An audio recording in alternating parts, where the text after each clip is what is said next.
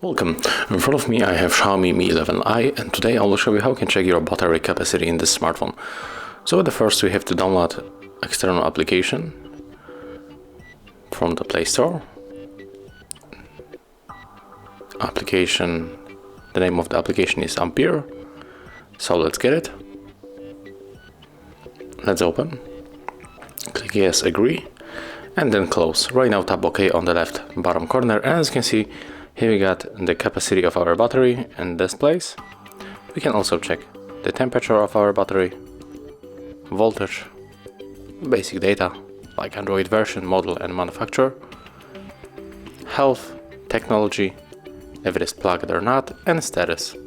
When you swipe on the right, you can also find the charge rate when you plug the cable to your USB. So as you can see, that's all. Here we got also other themes of the same data.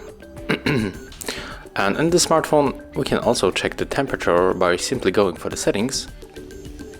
When you find the battery in the performance and tap on the battery, there is the temperature. As you can see, it's the same like on our application. So if you find this video helpful, remember to leave a like, comment and subscribe to our channel.